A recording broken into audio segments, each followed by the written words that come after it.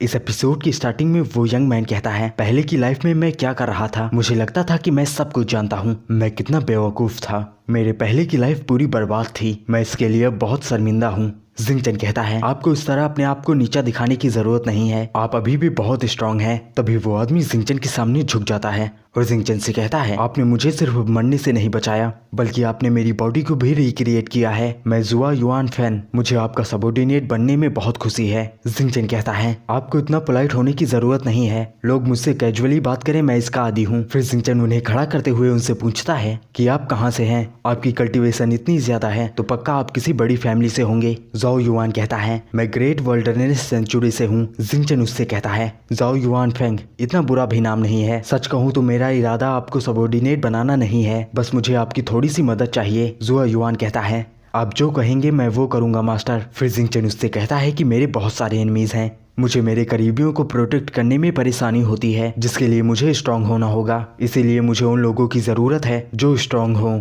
जाओ युआन कहता है, मैं आपको अपना सब कुछ दूंगा मास्टर, अब मेरा जीना मरना सिर्फ आपके हाथ में है। फिर जिंगचन कहता है, लेकिन मुझे ये नहीं समझ आ रहा कि आप यहाँ कैसे फंस गए, आपको यहाँ आने में बड़ी मुश्किल हुई होगी। जाओ युआन कहता है, ये बड़ी लंबी कहानी है, लेकिन मैं आपको इसे शॉर्ट में समझाता हूँ। बहुत समय पहले हमें पता चला कि ये जगह खजाने से भरी है, लेकिन ये एक ट्रैप था हमें ट्रैक करने के लिए। जिंगचन कहता है, तो इसका मतलब कि ये जगह सिर्फ एक ट्रैप है। जाओ युआन कहता है, सही कहा, ये जगह सिर्फ एक लालच है, यहाँ पर हाई लेवल कल्टीवेटर्स को बुलाकर उन्हें मारकर उनका यूज अंडे को नरिश करने के लिए किया जाता था। तभी जिंगचन अपने पास से सीक्रेट रियलम का पास निकालता है जो लेडी यांजी ने उसे दिया था और जाओ युआन से कहता है, तो क्या ये स्ट्रॉन्ग कल्टीवेटर के आने जाने का टोकन नहीं है? जाओ युआन कहता है, बिल्कुल भी नहीं, ये सीक्रेट रियलम का पास बिल्कुल भी नहीं है, ये 10,000 सालों से सिर्फ स्कैम चल रहा है। उस समय पता नहीं कितने लोगों ने सिर्फ इस टोकन को पाने के लिए एक दूसरे को मारा होगा, पूरी जमीन को खून से लाल कर दिया बस इस टोकन को पाने के लिए। जिंगचन कहता है, लेकिन वो लोग ये नहीं जानते थे कि जिस चीज के लिए वो फाइट कर रहे हैं वो उनके नर्क का टिकट है। जाओ युआन कहता है,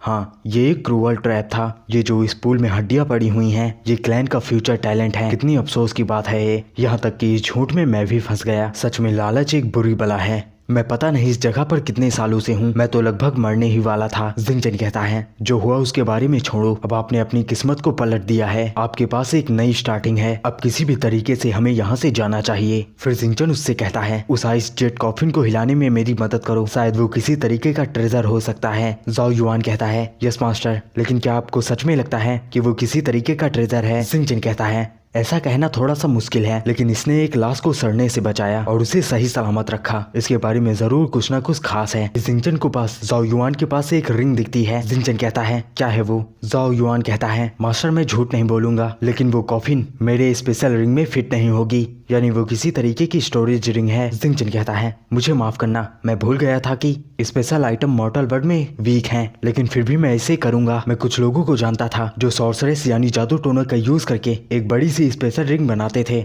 आखिरकार वो रिंग इस मॉर्टल वर्ल्ड की नहीं है, तो मुझे ये समझ आ रहा है। लकीली मेरे पास 2 स्नो लोटस हैं जिनके पास इतनी बड़ी जगह है जिसमें मैं इस कॉफिन को रख सकता हूँ। एक बार यहाँ से हम बाहर चले जाएं तो हम स्पेशल आइटम्स को रिफाइन कर सकते हैं। जाओ युआन कहता है, क्या आपको पता है कि स्पेशल आइटम्स को कैसे रिफाइन किया जाता है? जिंगचन कहता है, बिल्कुल, अगर हो सका तो मैं अपनी कल्टीवेशन की पावर को बढ़ा लूंगा जिसमें स्मिथिंग भी है, इस तरह से मुझे सब कुछ नहीं करना पड़ेगा। जाओ युआन कहता है, ठीक है मास्टर। फिर जिंगचन उससे कहता है, चलो मैं इसे स्टोर कर लूंगा, इसके बारे में हम बाद में बात करेंगे, सबसे पहले यहाँ से चलते हैं। फिर जिंगचन उस लोटस से कहता है, एंसेस्टर, मुझे लगता है कि मुझे एक स्क्रैप को पकड़ने के लिए आपको परेशान करना होगा। ये कहकर जिंगचन उस आइस लोटस को बाहर निकाल लेता है। फिर वो उस कॉफिन को अपने अंदर समाना शुरू करता है, लेकिन वो लोटस उस कॉफिन के साथ उस पूरी जगह को ही अंदर कर लेता है, जिससे वो दोनों बाहर आ जाते हैं। जाओ युआन कहता है, क्या ये हो सकता है कि हम दोनों बाहर आ गए हों? जिंगचन कहता है, ऐसा हो नहीं सकता है, ऐसा हो चुका है। ये सुनकर जाओ युआन हैरान हो जाता है कि उस लोटस ने कॉफिन के साथ उस पूरी एसेंट्री को भी ले लिया होता है। जिंगचन कहता है, जो मुझे करना चाहिए था वो मैंने कर दिया है, इसीलिए अब हमें यहाँ से चलना चाहिए। फिर वो दोनों उस सीक्रेट रियलम से बाहर आ जाते हैं। जाओ युआन कहता है,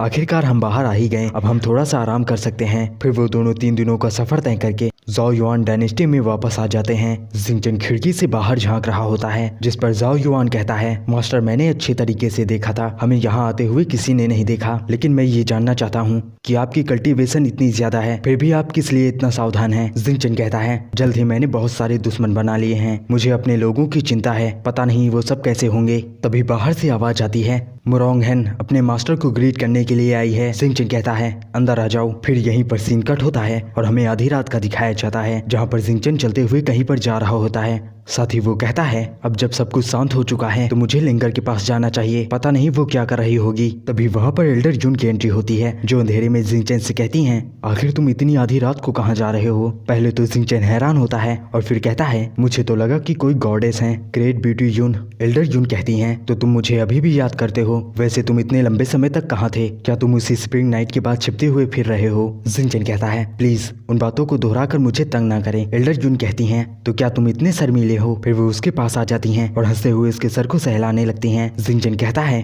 आप जैसी ब्यूटी से कौन ही छुपना चाहेगा। एल्डर यून कहती हैं ये तुम्हारा छोटा सा मुंह जानता है कि लोगों की चापलूसी कैसे की जाती है। जिंगचन कहता है मुझे हैरानी है कि इनको पता चल गया कि मैं वापस आ गया हूँ, और हर बार जब वो अजीब तरीके से मेरे सर को टच करती हैं तब मैं उसको डॉज नहीं कर सकता। तभी एल्डर यून कहती हैं ऐसा लगता है कि तुम वेरेबल रियलम के दूसरे लेवल पर हो। जिंगचन कहता है हाँ किस्मत से। एल्डर जून आंख मारते हुए कहती हैं इसका मतलब ये है कि अब तुम पर्सनल डिसेबल बन सकते हो। जिंगचन कहता है टेक्निकली बोलूँ तो हाँ, लेकिन मुझे इन चीजों में कोई दिलचस्पी नहीं है। एल्डर जून कहती हैं ओह तुम्हें तो ये भी नहीं शोभा देता, तुम्हारे पास कितना बड़ा मुंह है। जिंगचन कहता है पर्सनल डिसेबल्स बहुत सारे रूल्स में बंधे होते हैं और नॉर्मल डिसेबल सिर्फ नाम के लिए होते हैं। मैं किसी भी रूल में बंधना नहीं चाहता, मैं फ्री होके घूमना चाहता हूँ। जाओजिन एकेडमी के पास सैकड़ों हजारों सालों की हिस्ट्री है, इनके पास भरपूर रिसोर्सेस हैं, क्या तुम इन सबको लेना नहीं चाहते। जिंगचन सोचता है पता नहीं मैं यहाँ से कब जाऊंगा, मेरे पास इतना समय नहीं है कि मैं पर्सनल डिसेबल बनने के बारे में सोचूं। तभी एल्डर यून उससे कहती हैं तुम अभी भी वैसे हो, जब तक कि किसी चीज में तुम्हारा फायदा न हो तब तक तुम उसे नहीं करते हो। जिंगचन कहता है अगर आप मुझे इतनी अच्छी तरीके से जानती हैं तो हम कोई और बात क्यों नहीं करते। एल्डर यून कहती हैं तो मैं सीधा पॉइंट पर आती हूँ, एकेडमी में एक होली ऑब्जेक्ट है, मैं जानती हूँ तुम उसे जानने के लिए एक्साइटेड होगे। इतना ही नहीं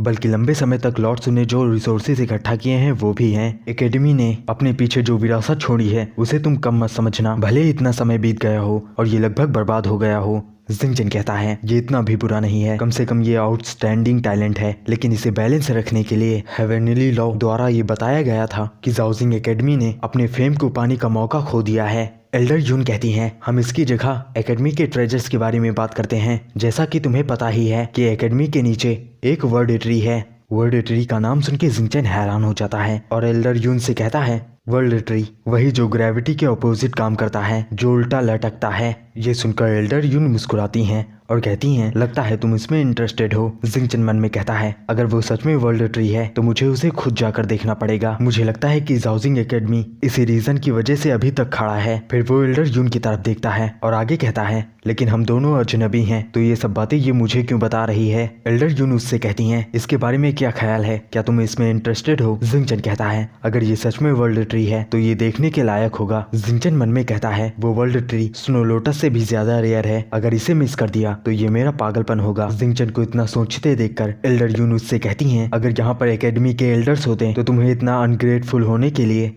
लेक्चर सुनाया जाता। जिंगचन हंसते हुए कहता है पर्सनल डिसेबल बनने के लिए भी लालच और जबरदस्ती भी होती है। एल्डर यून कहती हैं हाँ जब तक तुम जैसा कोई होशियार ना हो। जिंगचन कहता है ये एक होली डिवाइन ट्रेजर है, पता नहीं इसे कितने लोगों ने पाने की कोशिश की होगी। एल्डर यून कहती हैं सही कहा, इसके अलावा ये इतना ही है जितना कि मैं तुम्हारी मदद कर सकती हूँ। मतलब मेरी एकेडमी में पोजीशन उतनी नहीं है कि मैं आपको सीधा उस वर्ल्ड ट्री के पास लेके चली जाऊँ। जिंगचन कहता है मैं आपकी बात को समझता हूँ, लेकिन इस समय मैं रिसोर्सेज को नहीं ढूंढ रहा हूँ। फिर जिंगचन उन लोटस के बारे में सोचता है और कहता है आखिरकार मैंने वेन को सिर्फ 3 ही लोटस दिए थे, मेरे पास अभी भी बहुत सारी रिसोर्सेज हैं।